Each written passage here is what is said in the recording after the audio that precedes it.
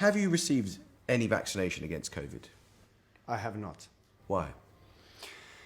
I understand that and support fully the freedom to choose, whether you want to get vaccinated or not. And I have not spoken about this before, and I have not disclosed my medical record and my vaccination status because I had the right to keep that private and discreet. But as I see, there's a lot of wrong conclusions and assumptions out there. I think it's important to speak up about that and justify certain things, right? So I was never against vaccination. I understand that globally everyone is trying to put a big effort into handling this virus and seeing hopefully an end soon to this virus. And vaccination is probably the biggest effort that was made. Probably half of the planet was vaccinated. And I fully respect that.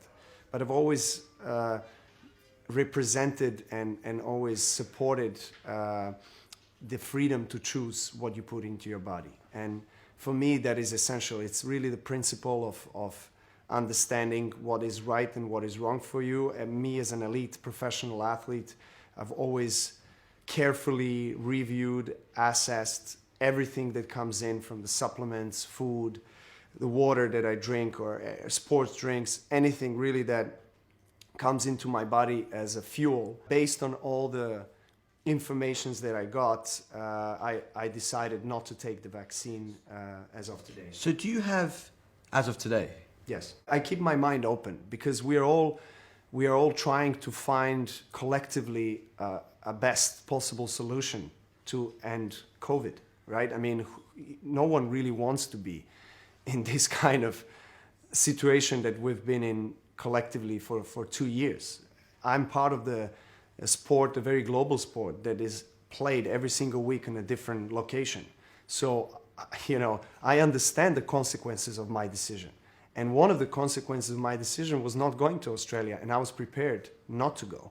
And I understand that not being vaccinated today, I'm unable to travel to most of the tournaments at the moment. And that's a price you're willing to pay? That is the price that I'm willing to pay. Ultimately, are you prepared to forego the chance to be the greatest player that ever picked up a racket, statistically, because you feel so strongly about this jab? Yes. I do. But as things stand, if this means that you miss the French Open, is that a price you'd be willing to pay? Yes, that is the price that I'm willing to pay. And if it means that you miss Wimbledon this year, again, that's a price you're willing to pay? Yes. Why, Novak? Why? Because the principles of decision-making on my body are more important than any title or anything else.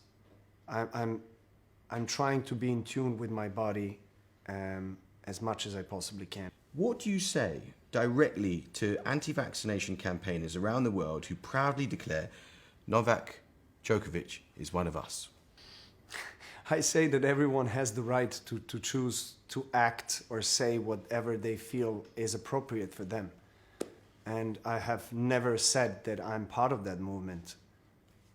No one in the whole process during Australian saga has asked me on my stance or my opinion on vaccination.